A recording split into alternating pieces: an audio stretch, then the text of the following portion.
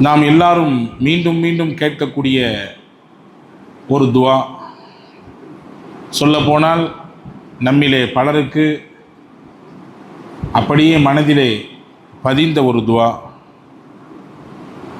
அண்ணல் கண்மணி நாயகம் ஸல்லல்லாஹு அலைஹி வஸல்லம் அன்னவர்களுக்கு அல் குர்ஆனிலே அல்லாஹ் இப்படித்தான் நல்லோர்கள் துவா செய்வார்கள், அதுவும் குறிப்பாக ஹஜ்ஜினுடைய காலம் ஹஜ்ஜினுடைய கிரியைகளை நிறைவேற்றியதற்கு பின்னால் இவ்வாறு செய்வார்கள் என்று சொல்லித்தரக்கூடிய ஒரு துவா.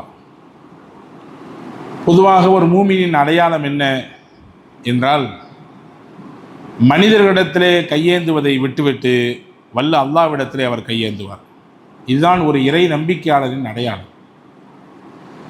மனிதரிடத்தில் கையேந்துவது அது சுயமரியாதையை இழக்கக்கூடிய ஒரு வேலை, நம்முடைய கண்ணியத்தை குறைக்கக்கூடிய வேலை. ஆனால் அல்லாஹ்விடத்திலே கையேந்துவது நம் இறை நம்பிக்கையை ஏற்றித்தரக்கூடிய ஒரு காரியம், நமக்கும் நம்மை படைத்தவனுக்குமான நெருக்கத்தை காட்டுகிற ஒரு நிலை. எனவேதான் நபிகள் நாயகம் ஸல்லல்லாஹு அலைஹி வஸல்லம் அன்னவர்கள் துஆவின் வழியாகத்தான் இந்த உம்மத் இறைவனின் உதவியை பெற வேண்டும் என்பதை இக்கட்டான பல நேரங்களில் நமக்கு கற்றுத்தந்திருக்கிறார்கள்.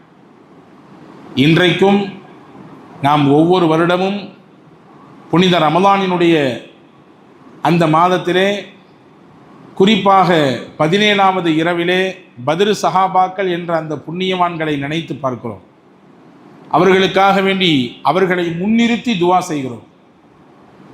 யுத்தம் நடந்தது பத்ர் களத்திலே, ஆனால் பெருமானாரின் ஸல்லல்லாஹு அலைஹி வஸல்லமுடைய கரங்களும் கண்களும் வல்ல அல்லாஹ்வின் சன்னிதானத்திலே பணிந்தது. இன்றைக்கும் நீங்கள் பத்ர் களத்தில் போய் பார்த்தால் ஒரு பிரம்மாண்டமான மஸ்ஜித் அங்கே கட்டப்பட்டிருக்கிறது, மஸ்ஜித் அரீஸ். ரசூலுல்லாஹ் அந்த இடத்தில்தான் அந்த பத்ர் யுத்தம் நடக்கும் நேரத்தில் இரவு தங்கி கண்ணீர் விட்டு வல்ல அல்லாஹ்விடத்திலே துவா செய்தார்கள் என்பதாக பார்க்கிறோம். ஆக ஒரு இறை நம்பிக்கையாளனுக்கு அழகு அவருடைய கண்ணியம், அவர் எந்த அளவுக்கு இறைவனிடத்திலே கையேந்துகிறார், கண்ணீர் வடிக்கிறார் என்பதில் தெரிகிறது என்பதை நாம் உள்வாங்கிக் கொள்ள வேண்டும்.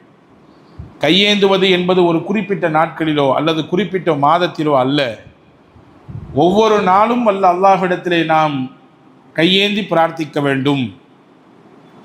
அதிலும் குறிப்பாக ரசூலுல்லாஹ் ரமலானை பற்றி 2 மாதத்திற்கு முன்பாகவே இவ்வாறு துவா செய்யுங்கள் என்று கற்றுத்தந்திருக்கிறார்கள். அல்லாஹும்ம பாரிக் லனா ஃபி ரஜப வ ஷாபான, ஷாபானிலும் ரஜபிலும் அல்லாஹுவே எங்களுக்கு நீ பரக்கச் செய்.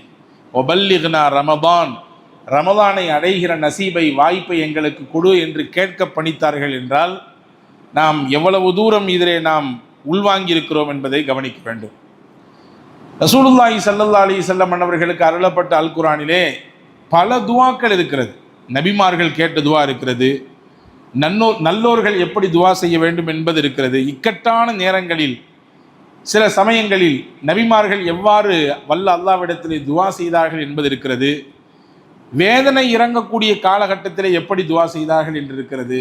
இப்படி பல துவாக்கள் குர்ஆனிலே இடம்பெறுகிறது. ஆனால் இன்று நாம் பார்க்கக்கூடிய ஒரு முக்கியத்துவம் வாய்ந்த துவா, நம் வாழ்வோடு தொடர்புடையது. சூரா பக்ராவிலே அல்லாஹ் சொல்கிறான், அதுதான் நான் ஆரம்பத்தில் ஓதிய வசனத்திலே, ஒமின்ஹும் மை யகூலு ரப்பனா ஆத்தினா ஃபித் துன்யா ஹசனா ஒஃபில் ஆஹிரத்தி ஹசனா வகினா அதாபன்னார். யா அல்லாஹ், எங்களுக்கு இவ்வுலகத்திலும் நன்மையை கொடு, நாளை மறு உலகத்திலும் நன்மையை கொடு, நரக நெருப்பை விட்டு காப்பாற்றி விடு. 3 அம்சங்களை உள்ளடக்கிய துவா இது. உலகத்திலும் வல்ல அல்லாஹ்விடத்திலே நன்மையை கேட்குதல், மறுமையிலும் அல்லாஹ்விடத்திலே நன்மையை வேண்டுதல், கொடிய நரகத்தின் வேதனையை விட்டு வல்ல அல்லாஹ்விடத்தில் நாம் பாதுகாப்பு தேடுதல். இந்த 3ஐயும் எப்போ சொல்லுவாங்க? அல்லாஹ் சொல்கிறான், ஹஜ்ஜினுடைய கிரியைகள் முடிந்ததற்கு பிறகு மனிதர்களில் சிலர் உலகத்தை மட்டும் கேட்கிறார்கள், அவர்களுக்கு உலகத்தை கொடுத்து விடுவோம். ஒமா லஹும் ஃபில் ஆখিরাতি மின் நசீப், ஆখিরাத்திலே அவர்களுக்கு எந்த நசீபும் கிடைக்காது என்று சொல்லுகிறான். அடுத்து அல்லாஹ் சொல்லுகிறான், சில மனிதர்கள் இருக்கிறார்கள், உலகத்தையும் அல்லாஹ்ட்ட கேட்குறாங்க, ஆখিরাத்தையும் அல்லாஹ் கேட்குறாங்க, ரெண்டுமே வேணும்னு கேட்குறாங்க. நாம் அவர்களுக்கு வழங்குவோம் என்பதை வல்ல அல்லாஹ் சூசகமாக இங்கே சொல்லித் தருகிறார்.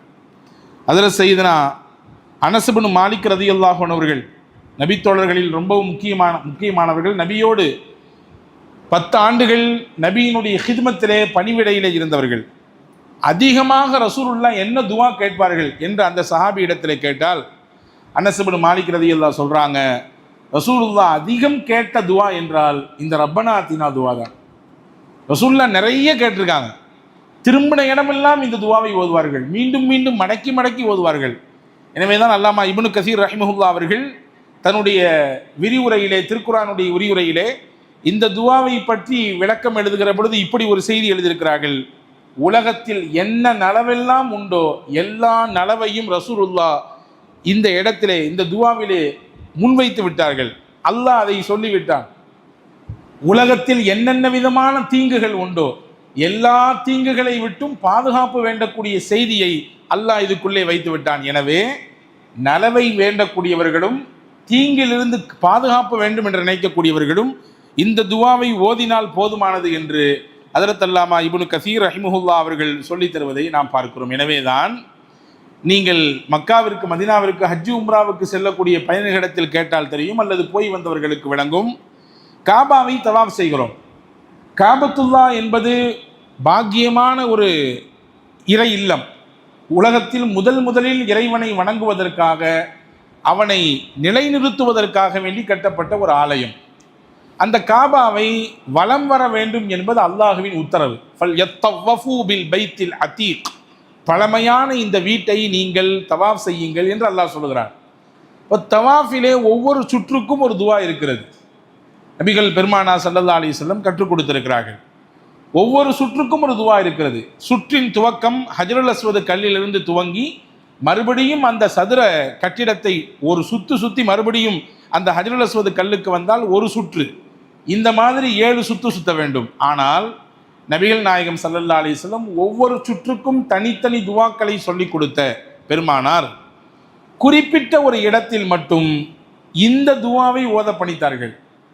ஹஜ்ருல் அஸ்வத் என்ற கல் எந்த கார்னரில் இருக்கிறதோ, எந்த மூலையில் இருக்கிறதோ அதற்கு முந்திய மூலை ருக்னே யமானி என்று சொல்வார்கள், யமானி கார்னர்.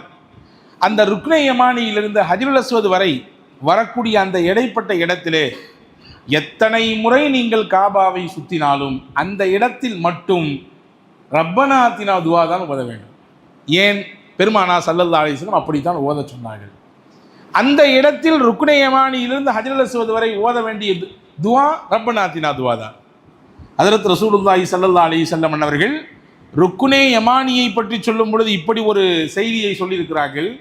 அந்த ருக்னே யமானி கார்னர், காபாவிலே இருக்கக்கூடிய 4 மூலைகளில் ஒன்றாக இருக்கக்கூடிய 4 கார்னரில் ஒன்றாக இருக்கக்கூடிய ருக்னே யமானியிலே 70,000 மலக்குகள் இருக்கிறார்கள். அங்கிருந்து என்ன துவா யார் கேட்டாலும் உடனடியாக அவர்கள் பதில் சொல்வார்கள். வல்ல அல்லாஹ்விடத்திலே ஆமீன் சொல்வார்கள் என்று நபிகள் பெருமானார் ஸல்லல்லாஹு அலைஹி வஸல்லம் கற்றுத் தந்திருக்கிறாங்க. எனவே அந்த பாக்கியமான இடத்திலிருந்து ஹஜ்ருல் அஸ்வத் வரைய ஒரு துவாவை மீண்டும் மீண்டும் மடக்கி ஓத சொன்னார்கள் என்றால் அது எவ்வளவு மகத்தானது, மகத்துவமானது என்பதை நாம் இதிலிருந்தே புரிந்து கொள்ள முடியும். எனவே தான் சையதுனா அப்துர் ரஹ்மான் பின் அவுஃப் ரலியல்லாஹு அன்ஹு அவர்கள் காபத்துல்லாவை சுற்றி வந்தாங்க. காபத்துல்லாவை சுற்றி வந்துட்டு இருக்கும் பொழுது எல்லா சுற்றுலையுமே இந்த துவா ஒருத்தர் மடக்கி மடக்கி ஓதினாராம். எல்லா சுற்றுலையுமே தனித்தனியாக துவாக்கள் இருந்தாலும் கூட இதையே திரும்ப திரும்ப ஓதி வந்தாராம். அப்போ ஹஸரத் அப்துர் ரஹ்மான் பின் அவுஃப் ரலியல்லாஹு அன்ஹு கேட்டாங்களாம் அவர்கிட்ட, எப்போ நீ இந்த துவாவையே திருப்பி ஓதுற மாதிரி தெரியுதா, வேற துவாக்கள்லாம் தெரியாதா அப்படின்னு கேட்டாங்களாம். உடனே அந்த மனிதர் சொன்னாராம், நிறைய துவாக்கள் தெரியும், நபிகள் பெருமானா ஸல்லல்லாஹு அலைஹி வஸல்லம் தனித்தனியாக துவாக்கள் கற்றுக் கொடுத்துருக்காங்க, ஆனால் எல்லா நலவுகளையும் உள்ளடக்கிய துவாவாக இது இருக்கிறது, எனவே இதையே நான் ஓதுகிறேன். குர்ஆனும் அப்படித்தானே சொல்லுகிறது, நல்லோர்கள் ஓதுகிற துவா என்று தானே இதை அடையாளப்படுத்துகிறது, எனவே நான் இதையை ஓதி போதுமாக்கிக் கொள்கிறேன் என்று அந்த மனிதர் சொன்னதாக ஒரு செய்தியை நாம் பார்க்கிறோம். எனவே அன்பர்களே, இந்த துவாவில் 3 முக்கிய அம்சங்கள் இருக்கிறது. ஒன்று, உலகத்தில் நன்மையை கேட்கிறோம், உலகத்தில் நன்மை வேண்டும். உலகத்தை மறந்த ஆகிரத் இல்லை, ஆகிரத்தை விட்டு உலகம் இல்லை, ரெண்டுமே இல்லை. இதுக்காக வேண்டி அதை விடுதலும் கூடாது, அதற்காக வேண்டி இதை உதறி தள்ளுவதும் கூடாது, ரெண்டும் வேண்டும். இரண்டும் இரண்டு கண்களை போன்று. மனிதனுக்கு எப்படி இந்த கண் வேண்டுமா அந்த கண் வேண்டுமா என்று யாரிடத்திலாவது கேட்டு எனக்கு இது வேண்டும் இது வேண்டாம் என்று சொல்ல முடியுமா? அப்படித்தான் உலகமும் வேண்டும் மறுமையும் வேண்டும். அப்படி என்றால் என்ன பொருள்? உலகத்தை அடைய வேண்டி நாம் ஆகிரத்தையும் விட்டுவிடக்கூடாது. ஆகிரத் மட்டுமே போதும், உலகம் எனக்கு ஒரு பொருட்டல்ல, அது கிடைத்தால் கிடைக்கிறது, கிடைக்கவில்லை என்றால் பரவாயில்லை என்று ஒதுக்கி தள்ளிவிட்டும் போக முடியாது. ரெண்டிலும் நலவு வேண்டும். இந்த ரெண்டு நலவையும் கேட்கக்கூடிய துவாவாக இது இருக்கிறது. ஹதீஸிலே வருகிறது, நபி ஸல்லல்லாஹு அலைஹி வஸல்லம் அன்னவர்கள் ஒரு சஹாபியை சந்திக்க போகிறாங்க. அந்த சஹாபிக்கு உடம்பு சரியில்லை. உடம்பு சரியில்லைன்னு சொன்னால் நலம் விசாரிப்பது நாயகத்தினுடைய உயர்ந்த சுன்னத்துகளில் ஒன்று இல்லையா? இன்னைக்கு நம்மள அதை பல பேர் விட்டுட்டோம் சொல்ல போனால். ஆனால் நலம் விசாரித்தல் என்பது நாயகத்தினுடைய உயர்ந்த சுன்னத்துகளில் ஒன்று. நலம் விசாரிக்க போகிறாங்க, பார்த்தா அவர் ரொம்ப முடியாமல் இருக்கிறார். உடலெல்லாம் அப்படி உருகி போயிடுச்சு, ஆள் ரொம்ப மெலிஞ்சு போயிட்டார், சதைப்பட்டெல்லாம் இல்லை, அப்படியே ஒரு நோஞ்சானை போன்று இருக்கிறார். அப்போ விசாரிச்சுட்டு நல்லா தானே இருந்தார் இவர், ஏன் திடீர்னு இப்படி ஒரு மாற்றம், திடீர்னு ஏன் இப்படி ஒரு பெரிய நோயினால் தாக்கப்பட்ட மாதிரி நீண்ட காலம் படுக்கையில் படுத்திருக்கிற மாதிரி எல்லாம் இருக்குது இவரை பார்த்தா அப்படின்னு சொல்லிட்டு விசாரிச்சாங்க. அவர் பக்கத்திலே போய் கேட்டாங்க, இப்போ நீ ஏதாவது முன்ன பின்ன ஏதாவது பேசுனியா, ஏதாவது நடந்துச்சா அப்படின்னு கேட்டாங்க. உடனே அவர் சொன்னார், இல்லை நபி அல்லாவின் திருத்தூதர்களே, நான் அல்லாட்ட ஒரு துவா செஞ்சேன், அந்த துவாவுக்கு பின்னாடி தான் இப்படி ஆகிட்டேன் அப்படின்னார். துவா செஞ்சு இப்படி ஆகிட்டியா? துவா செஞ்சு நல்லா தான் ஆகும் எல்லாம், நீ எப்போ துவா செஞ்ச பின்னாடி இப்படி ஆகிட்ட அப்படின்னு கேட்டான். இல்லை நான் கேட்ட துவா அப்படி. என்ன துவா அப்படி கேட்ட? யா அல்லாஹ், ஹதீஸிலே வருகிறது, இறைவா எனக்கு அல்லாஹும்ம மா குன்த முஆகிபி பிஹி ஃபில் ஆகிரதி ஃபஅஜ்ஜிலுஹு லி ஃபித் துன்யா, நான் செய்த தவறுகளுக்கு பாவங்களுக்கு மறுமையில் எனக்கு நீ தண்டனை கொடுப்பதாக இருந்தால், நிறைய பாவம் செஞ்சுருக்கேன், எனக்கு தான் தெரியும் என்னுடைய பாவத்தை பற்றி, எனக்கு தான் தெரியும் என்னுடைய தீமைகளை பற்றி, நான் உங்களை சஜஸ்ட் பண்ணக்கூடாது நீங்கள் அப்படி இப்படின்னு, நான் என்னை தான் கேட்க வேண்டும். என்னுடைய பாவம் என்னுடைய தீமைகள் எவ்வளவு என்பது எனக்கு தெரியும். இவர் சொல்கிறார், இறைவா நான் செய்த தவறுகளுக்கு பாவங்களுக்கு நீ எனக்கு மறுமையில் தண்டனை தருவதாக இருந்தால் இப்பமே கொடுத்துரு, எல்லாத்தையும் இந்த உலகத்திலே கொடுத்துரு, ஆகிரத்தில் தராத. இங்கேயாவது ஏதாவது ஒன்று பின்ன ஆச்சுன்னா உதவி செய்கிறதுக்கு ஆள் இருக்குது, சப்போர்ட் பண்ணுறதுக்கு ஆள் இருக்குது, பார்த்துக்கிறதுக்கு ஆள் இருக்குது, நாளைக்கு மறுமையில் யாரும் கிடையாது, நான் எங்கே போய் நிற்பேன்? எனவே தண்டனை தருவதாக இருந்தால் எனக்கு உலகத்திலேயே கொடுத்து விடு அப்படின்னு கேட்டார். சொல்கிறாங்க ஸல்லல்லாஹு அலைஹி வஸல்லம் இடத்துல இவர் இந்த சாபி சொன்னோன்னு ஸல்லல்லாஹு அலைஹி வஸல்லம் கோவப்பட்டாங்க. என்னங்க இப்படியா கேட்குற துவா அல்லாட்ட? அல்லாஹ்விடத்துல இங்கேயே கொடுத்துருன்னா கேட்கறது தண்டனையே? அல்லாஹ் கொடுத்தா உன்னையால் தாங்க முடியுமா? நம்ம செய்கிற பாவத்துக்கெல்லாம் அல்லாஹ் ஒரு திரும்பி பார்த்தான்னா நம்ம கதை என்ன ஆகும்? கரிஞ்சு போயிட மாட்டோம்? நம்முடைய நிலைமை தலைகீழாக மாறிடாது? அப்படி கேட்கக்கூடாது. அப்படியே நீ ஆகிரத்தில் கொடுக்கக்கூடிய தண்டனையை கேட்டாலும் லஸ் ததஅதஹு வலா துதீகுஹு, உன்னால் தாங்கிக் கொள்ளவும் முடியாது, அதற்கு உனக்கு சக்தியும் கிடையாது. ரசூலுல்லாஹ் சொன்னாங்க. எப்படி கேட்கணும் அல்லாஹ்ட்ட? ஹல்லா குல்த அல்லாஹும்ம ரப்பனா ஆதினா ஃபித் துன்யா ஹஸனா வஃபில் ஆகிரத்தி ஹஸனா வகினா அஸாபன்னார். யா அல்லாஹ், எனக்கு உலகத்திலேயும் நன்மையை தா, நாளைக்கு ஆகிரத்திலேயும் நன்மையை கொடு, என் பாவத்தினாலே நரகத்தில் போட்டு என்னை கரித்து விடாதே, அந்த வேதனையை விட்டு பாதுகாத்து விடு. இப்படிலாம் துவா செய்யணும். இப்படி செஞ்சிருந்தா அல்லாஹு தஆலா உனக்கு ரெண்டையும் கொடுத்துருப்பானே, உன் பாவத்தையும் அழிச்சிருப்பானே, உலகத்திலையும் நல்ல நிலைமையை கொடுத்து ஆகிரத்தில் நல்ல நிலைமையை கொடுத்துருப்பானே, ஏன் மாற்றி கேட்டீங்க அப்படின்னு சொல்லி கொடுத்து அங்கே ஒரு பாடம் நடத்தி விட்டு ரசூலுல்லாஹி ஸல்லல்லாஹு அலைஹி வஸல்லம் வந்தாங்க. அதுக்கடுத்து அவருக்காண்டி துவா செஞ்சாங்க, அவருடைய நிலைமை மாறிச்சுன்றதை பார்க்குறோம். இங்கே நமக்கான செய்தி என்னென்னா, இங்கே உலகத்திலேயே நாம் எல்லாத்தையும் அனுபவிச்சிட வேண்டியது தான், ஆகிரத்தில் நிம்மதியாக இருக்கணும், நம்ம பாவங்களுக்கெல்லாம் அங்கே தண்டனை கிடைக்கக்கூடாதுன்ற பார்வை தவறானது என்பதை பெருமானார் ஸல்லல்லாஹு அலைஹி வஸல்லம் சொல்லித்தராங்க. இப்போ உலகத்தில் நன்மை அல்லாஹ்ட்ட கேட்கணும், நல்லா இருக்கணும்னு கேட்கணும், நல்லா சம்பாதிக்கணும்னு கேட்கணும், நான் நல்லா உழைக்கணும்னு கேட்கணும், நான் நிறைய பொருள் ஈட்டணும்னு கேட்கணும், என் கையில் வரக்கூடிய காசு பணங்களை கொண்டு 4 பேருக்கு உதவி செய்யணும்னு கேட்கணும். இதெல்லாம் இருந்தால் தானே இதெல்லாம் அடுத்தடுத்து நடக்கும். இப்போ நல்லதை அல்லாஹ்விடத்தில் வேண்ட வேண்டும் என்பதை நபிகள் நாயகம் ஸல்லல்லாஹு அலைஹி வஸல்லம் அன்னவர்கள் நமக்கு இங்கே அழகாக கற்றுத் தருகிறார்கள். உலகத்திற்காக வேண்டிய ஆகிரத்தை விடக்கூடாது, அதே போன்ற ஆகிரத்திற்காக வேண்டி உலகத்தையும் விடக்கூடாது. ஹதீஸிலே வருகிறது, சில சஹாபாக்கள் நபி ஸல்லல்லாஹு அலைஹி வஸல்லுடைய வீட்டினுடைய செயல்பாடு எப்படி இருக்கும் அப்படின்னு கேட்க வந்தாங்க. ரசூலிடத்திலே சஹாபாக்கள் வந்து கேட்டாங்க, யா ரசூலல்லாஹ், உங்களை மாதிரி நாங்கள் கிடையாது. ஏன்னா உங்களுடைய முன்பின் பாவங்கள் எல்லாம் மன்னிக்கப்பட்டு போச்சு. அது மட்டுமல்ல, உங்கள் சக்திக்கு எங்களால் ஈடு கொடுக்க முடியாது. மனிதர்களில் தனி ஒரு ஆற்றலையும் ஒரு மகத்தான சக்தியையும் வலுவையும் அல்லாஹ் உங்களுக்கு தந்திருக்கிறான். அந்த மாதிரிலாம் எங்களால் இருக்க இயலாது. எனவே மட்டுமல்ல, உங்களுடைய முன்பின் பாவங்க மன்னிக்கப்பட்டு போச்சு. அதனால் நாங்கள் கொஞ்சம் கூடுதலாக இபாதத்தில் கவனம் எடுக்கணுமோ, ஆகிரத்து விஷயத்தில் ரொம்ப எங்களை நாங்கள் வருத்தி கொள்ள வேண்டிய சூழல் ஏற்படுமோ அப்படின்ற மாதிரியான கண்ணோட்டத்தில் கேட்குறாங்க. ஸல்லல்லாஹு அலைஹி வஸல்லம் இந்த கேள்வியை வச்ச உடனே, ஏன் இப்படி நீங்கள் வந்து பிரித்து பார்க்குறீங்க என்று ரசூல் ஸல்லல்லாஹு அலைஹி வஸல்லம் கோபப்பட்டார்கள். ஹத்தா யஅரிஃபல் கலபு ஃபி வஜ்ஹிஹி, அவர்களுடைய முகத்திலே அந்த கோபத்தினுடைய ரேகை தென்பட்டது. அடுத்து சொன்னாங்க, உங்களில் அல்லாஹ்வை அதிகமாக பயப்படக்கூடியவன் நான், உங்களை விட அல்லாஹ்வை அதிகமாக அறிந்தவன் நான், உங்களை விட அதிகப்படியாக அல்லாஹ்வை வணங்கி வழிபடக்கூடியவன் நான். நானே திருமணம் முடித்திருக்கிறேன், அதே போன்று சில நாட்களில் நோன்பு இருக்கிறேன், சில நாட்களில் நோன்பு இருப்பதில்லை, இரவின் சில பகுதிகளிலே உறங்குகிறேன், சில பகுதியின் ஒரு சில பகுதியிலே எழுந்து இறைவனை வணங்குகிறேன். உலகம் என்றால், ஈமான் என்றால் இப்படியும் தான் அப்படியும் தான், துன்யாவுடைய விஷயமும் வேண்டும் தான், ஆகிரத்துடைய விஷயம் வேண்டும் தான். இதற்காக வேண்டி அதை விடுதலும் கூடாது, அதற்காக வேண்டி இதை விடுதலும் கூடாது என்பதை நபிகள் நாயகம் ஸல்லல்லாஹு அலைஹி வஸல்லம் அவர்கள் சொல்லி தந்ததாக நாம் பார்க்கிறோம். இப்போ வருத்தி கொள்ள வேண்டான்றாங்க. நீங்கள் வருத்தி கொண்டு அமல் செய்வதை நீங்கள் செய்ய முற்படாதீர்கள் என்றார்கள். ஸைனப் ரலியல்லாஹு தஆலா அன்ஹாவை பற்றி ஒரு ஹதீஸ் இருக்கிறது. ரசூலுல்லாஹ் பள்ளிவாசல் வந்து வெளியே வந்தாங்க. வெளியே வந்து பார்த்தா 2 தூணுக்கு இடையில ஒரு பெரிய கயிறு கட்டப்பட்டிருந்துச்சு. நபி கேட்டாங்க, இந்த கயிறு என்ன கயிறுன்னு கேட்டாங்க. சஹாபாக்கள் சொன்னாங்க, யா ரசூலுல்லாஹ், ஸைனப் ரலியல்லாஹு தஆலா, யார் வேற யாரும் இல்லை, நாயகத்தினுடைய துணைவியார்களில் ஒருவர், உம்மஹாத்துல் மூமினீன், உம்மஹாத்துல் மூமினில் கட்டுப்பட்டவங்க அம்மா ஸைனப் ரலியல்லாஹு தஆலா அன்ஹா, அவங்க கட்டி வச்சுருக்காங்க கயிறுன்னாங்க. எது கட்டி வச்சுருக்காங்கன்னு கேட்டாங்க நபி. இல்லை, அவங்க இபாதத் செஞ்சுட்டு கொண்டு இருக்கும் பொழுது உடம்பு டயர்டாயிடுச்சுன்னா, சோர்வாயிடுச்சுன்னா, தூக்கம் வந்து போயிடுச்சுன்னா, அந்த கயிறால் தன்னை அப்படி கட்டிக்குவாங்க, கொஞ்சம் தூக்கமெல்லாம் கலைஞ்சிரும், மறுபடியும் இபாதத் செய்வாங்க, ஓதுவாங்க, தொழுவாங்க அப்படின்னு. ஸல்லல்லாஹு அலைஹி வஸல்லம், அப்படியா, பரவாயில்லையே, இந்த அளவுக்கு வருத்திக்கிட்டு இபாதத்தில் அமலில் ஈடுபாடாக இருக்காங்கன்னு சொல்லி ரசூலுல்லாஹ் பாராட்டலை. ஹதீஸில் வருகிறது, அந்த கயிறை முதல்ல அவுத்து விடுங்கன்னு சொன்னாங்க.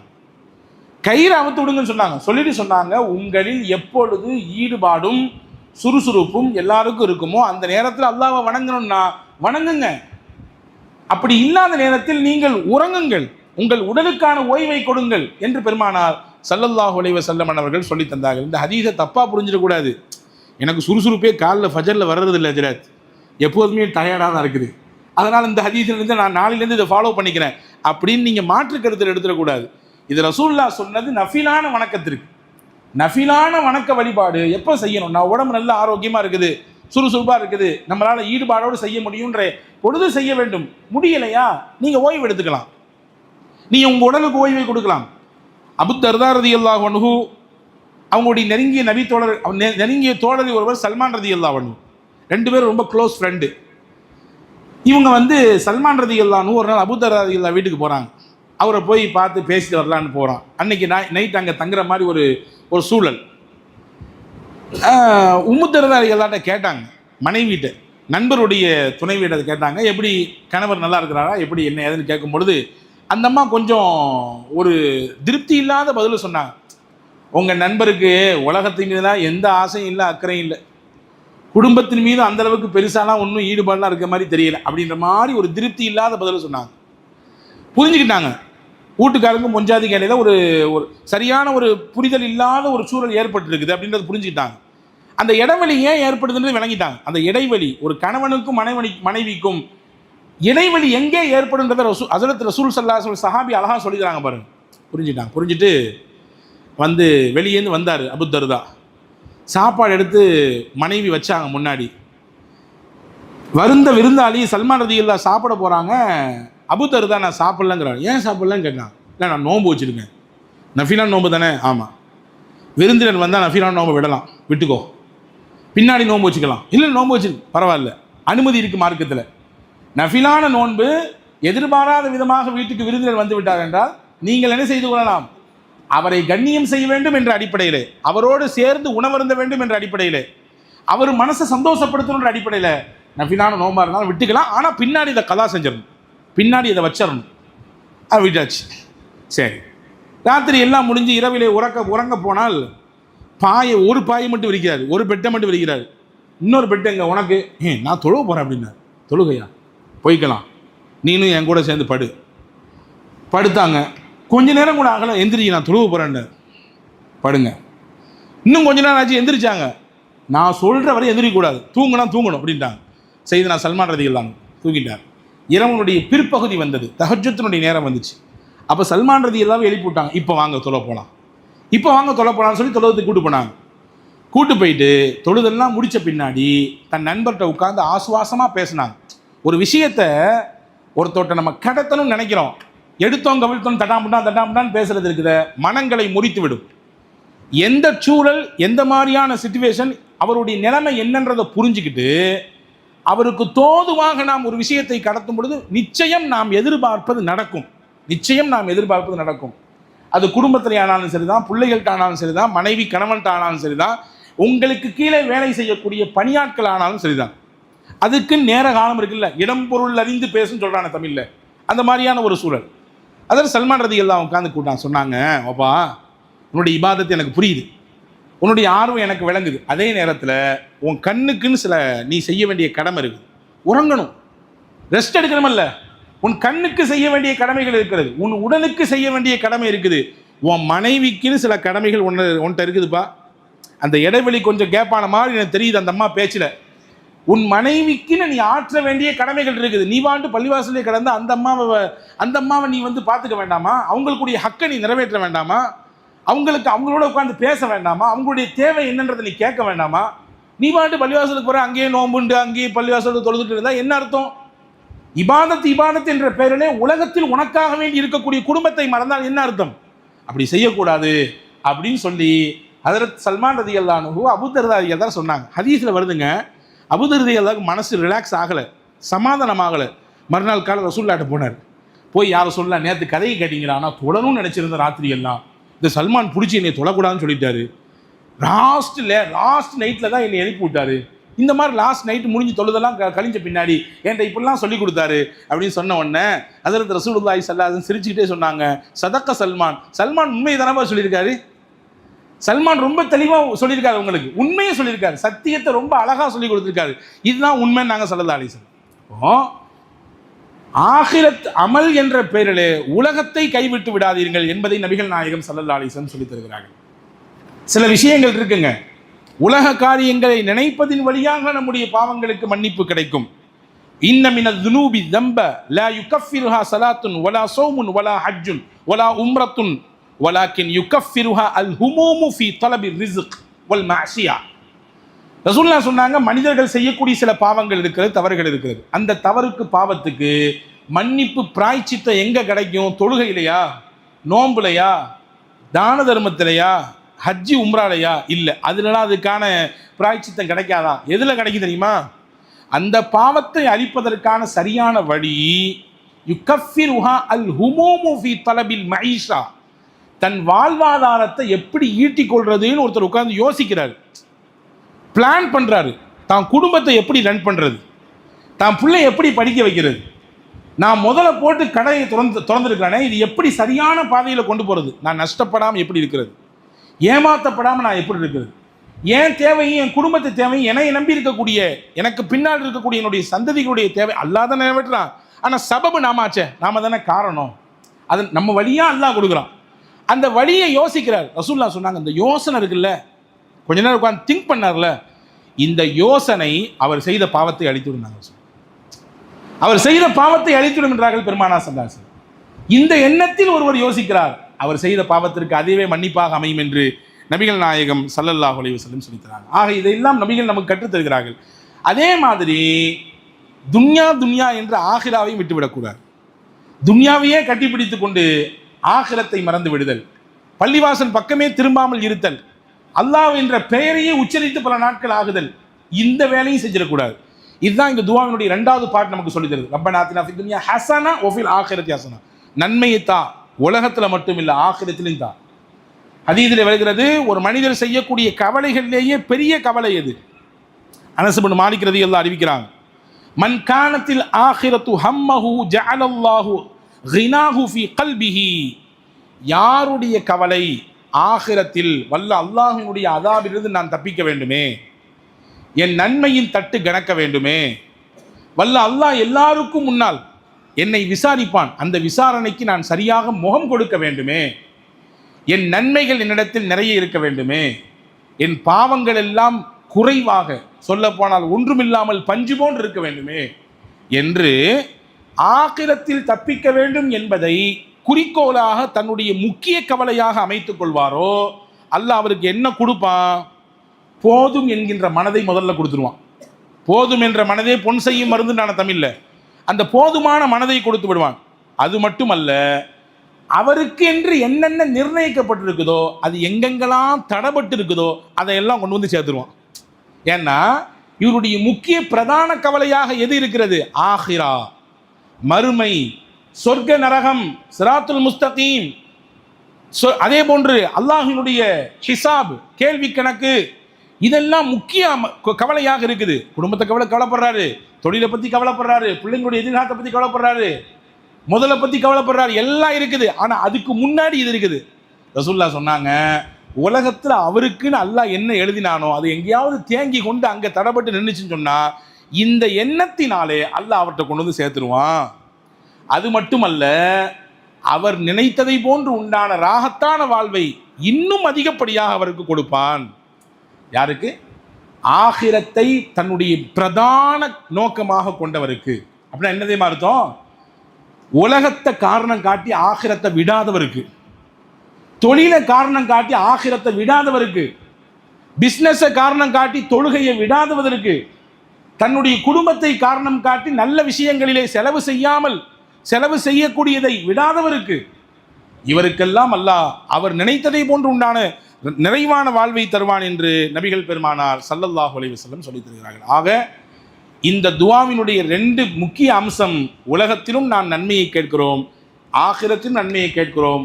மூன்றாவது முத்தாய்ப்பாக வல்ல அல்லாஹ்விடத்திலே அல்லாஹ் இப்படி கேட்க சொல்கிறான், ஒஃபில் ரப்பனா ஆத்தினா ஃபித் துன்யா ஹஸனா ஒஃபில் ஆகிரத்தி ஹஸனா வகினா அஸாபன்னார். யா அல்லாஹ், நரகத்தின் கொடிய நெருப்பிலிருந்து, அதன் வேதனையிலிருந்து அதற்கு முகம் கொடுக்காமல் எங்களை பாதுகாத்து விடு, அதனுடைய தீங்கிலிருந்து எங்களை நீ காத்துவிடு என்று வல்ல அல்லாஹ்விடத்திலே நரகத்தை விட்டு காவல் தேடக்கூடிய ஒரு அம்சத்தையும் அல்லாஹ் வைத்திருக்கிறார். எனவே தான் நான் சொன்னேன், ஒட்டுமொத்த நலவையும் தாங்கி இருக்கக்கூடிய ஒரு துவா இந்த துவா, ஒட்டுமொத்த தீங்கிலிருந்து பாதுகாப்பை கேட்கக்கூடிய துவா இந்த துவா. ஹஜ்ரத் அல்லாமா இப்னுல் கஸீர் ரஹிமஹுல்லா அவர்கள் சொல்வதை போன்று. எனவே தான் எல்லாரும் நம்மிலே இந்த துவாவை மனனம் செய்து வைத்திருக்கிறோம்.